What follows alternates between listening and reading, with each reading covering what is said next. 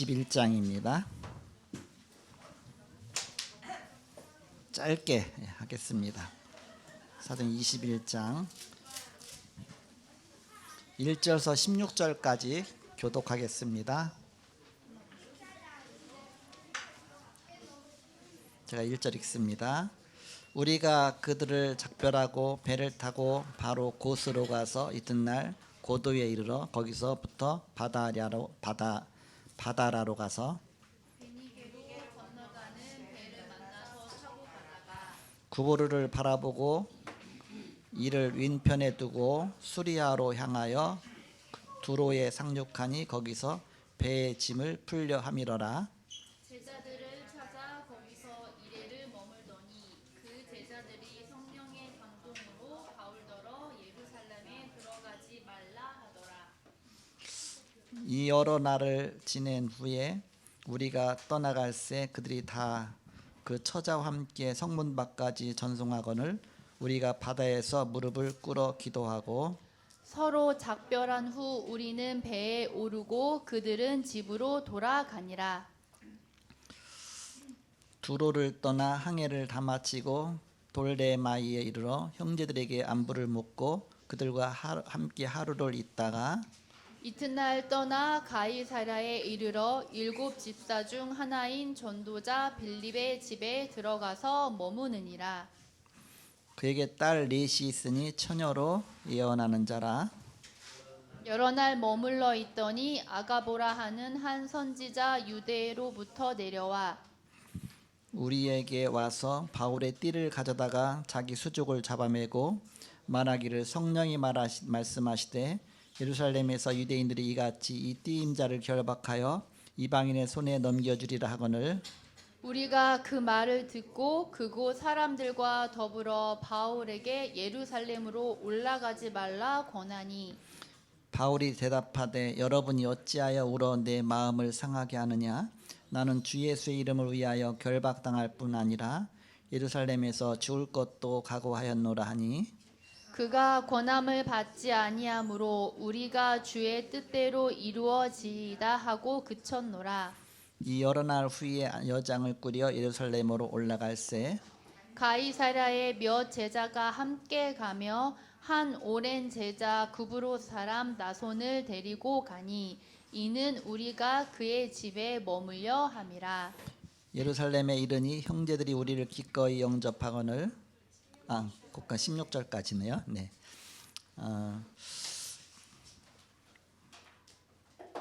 13절에 보니까 바울이 대답하되 여러분이 어찌하여 울어 내 마음을 상하게 하느냐 나는 주 예수의 이름을 위하여 결박당할 뿐 아니라 예루살렘에서 죽을 것도 각오하였노라 하니 복음 위에서 죽을 것도 각오했다. 오늘 제목이 위험을 알고 돕니다. 주보 12페이지인가 나와 있죠.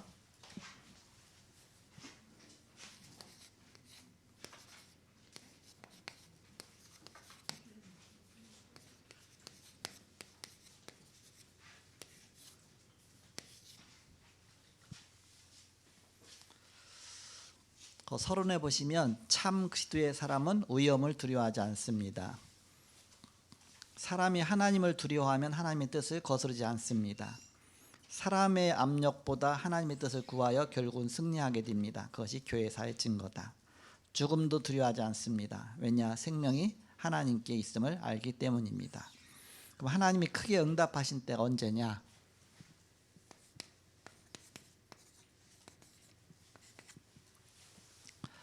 창세기 39장 1절에서 6절에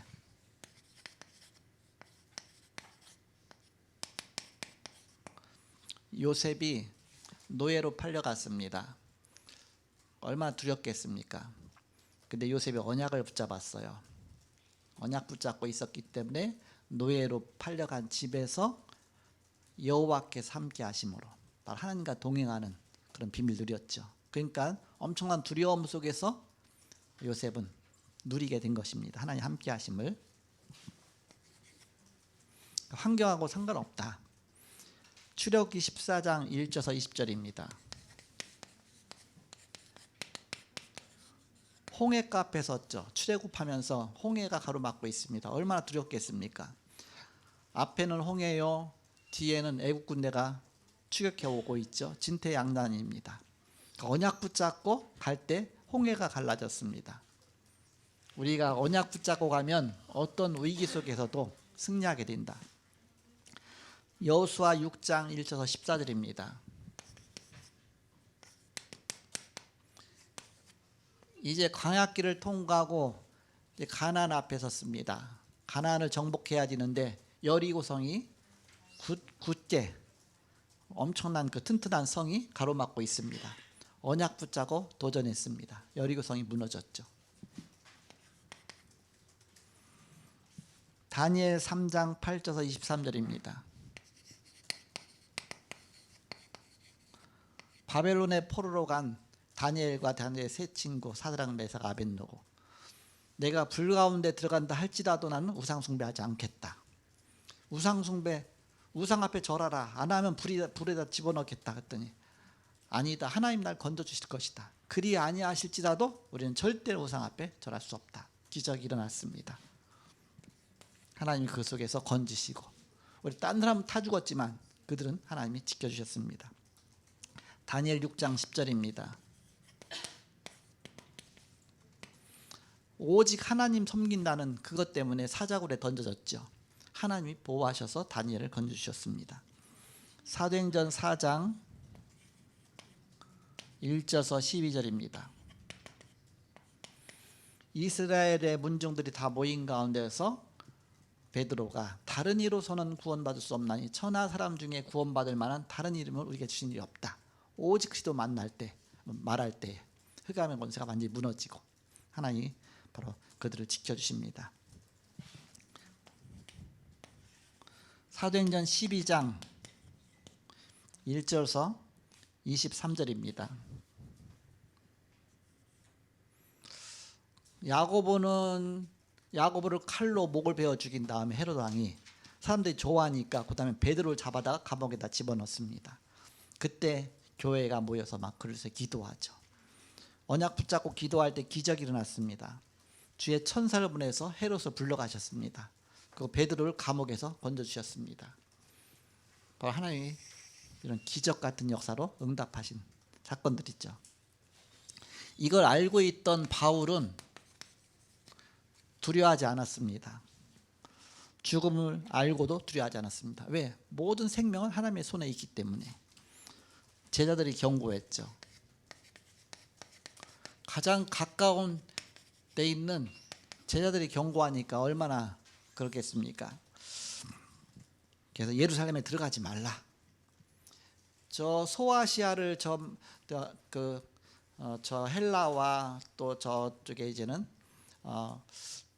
또 이제는 그 튀르키예 쪽이죠. 그 소아시아 쪽을 이제 떠나서 이제 예루살렘으로 가고 있는데 예루살렘 가지 마라. 가면 잡히게 된다. 잡혀서 결박당하게 된다. 제자들도 그 이제 기도한 사람이니까 알게 되잖아요. 이렇게 기도하면서 뭔가 느낌이 있잖아요. 들어가지 말라. 그렇게 말합니다. 사도 바울은 본인 더 먼저 알죠. 그걸 피하지 않습니다. 도전하는 것 하나님 뜻이니까. 빌립의 딸들이 바로 죽음을 경고합니다. 빌립의 딸이 4명이 있는데 4명이 다 예언하는 사람들입니다. 예언하면서 예언하는 겁니다. 예루살렘에 가면 결박당한다. 그런데도 바울이 말을 안 들어요. 왜냐? 하나님은 더 큰 뜻이 있으니까. 유명한 선지자 아가보가 무서운 예언을 하게 됩니다. 아가보의 예언은 너무나 구체적이고 사실적이에요. 바울의 띠를 갖다가 자기들 손발을 묶은 다음에 바울이 이렇게 된다. 얼마나 그렇게 했어요. 이렇게 된다. 그러니까 사도 바울은 뭐라고 말합니까? 그 모든 경고에도 사도 바울은 자기가 붙잡은 언약 붙잡고 가죠. 12절에 보니까 뭐라고 말하니까 우리가 그 말을 듣고 그곳 사람들과 더불어 바울에게 예루살렘으로 올라가지 말라 권하니 13절에 바울이 대답하되 여러분이 어찌하여 울어 내 마음을 상하게 하느냐 나는 주 예수의 이름을 위하여 결박당할 뿐 아니라 예루살렘에서 죽을 것도 각오하였노라 하니. 지금 죽음의 문제가 아니다. 내가 복음 전하는 이 앞에 섰는데 죽음이 온다 해도 나는 이걸 하겠다. 하나님의 뜻이니까. 바로 여사람의 경고에도 불구하고 바울은 믿음을 굳게 갖고 있죠. 저는 옛날에 이 성경 읽으면서 바울 되게 고집불통이구나. 한 명도 아니고 제자들과 또 빌립의 딸들과 아가 뭡니까? 그래서 막 모든 사람이 다 이렇게 말하는데 말 안 듣고 끝까지 예루살렘에 가. 나중에 보니까 예루살렘에 가서 또 잡혔어. 그거 봐라 그거 봐라 말 똑같이 이렇게 뭐라 그러잖아. 이렇게 그 말대로 했으니까 그게 하나님의 뜻이었습니다. 가장 안전하게 로마로 갈 수 있는 길, 주 예수의 몸으로 호송받으면서 로마로 가죠. 이렇게. 로마로 무사히 가서 죽이려고 얼마나 그랬습니까? 죽일 수가 없어. 이제 주 예수의 몸으로 호송돼서 가니까. 그래갖고서 로마에 가서 감옥에 2년 동안 있는데 고발하는 자가 안 나타나는 겁니다. 고발했으면 나타나야 되는데 안 나타나 2년 만에 풀려났어요. 그래갖고 저 서바나까지 복음 전하고 다시 또 이렇게 이 아시아 일대, 그리스 일대 다 복음 전하게 되죠. 이렇게.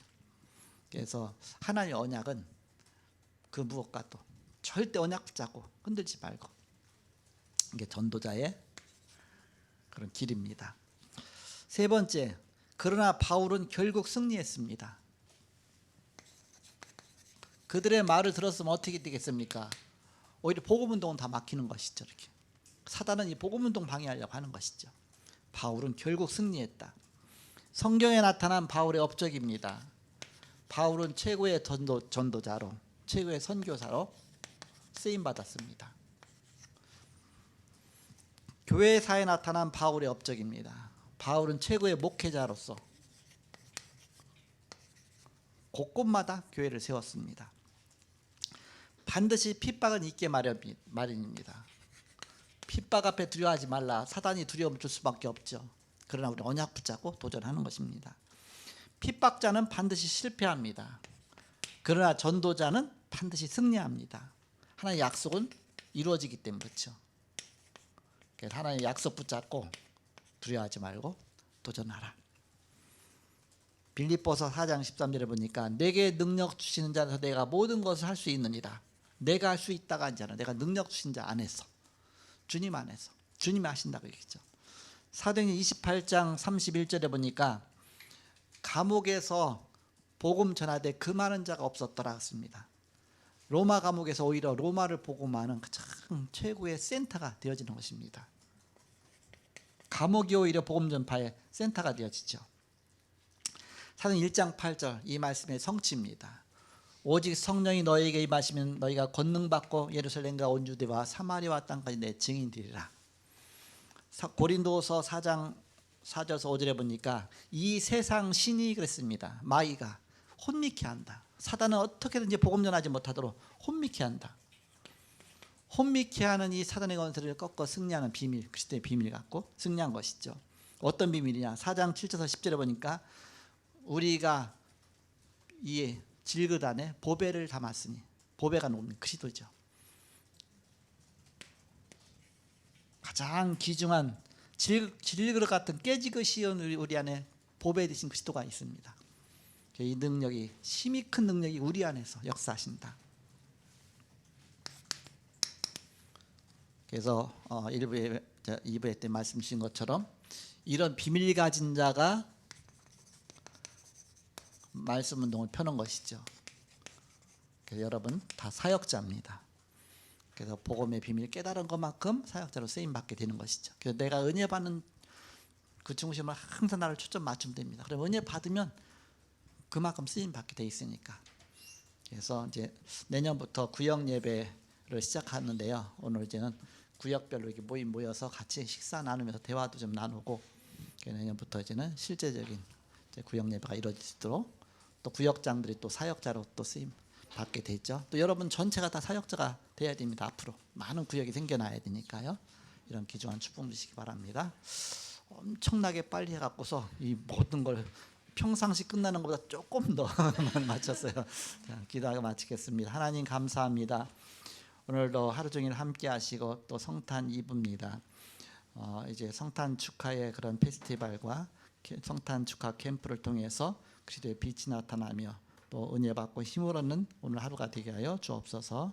예수님의 이름으로 기도합나이다. 아멘.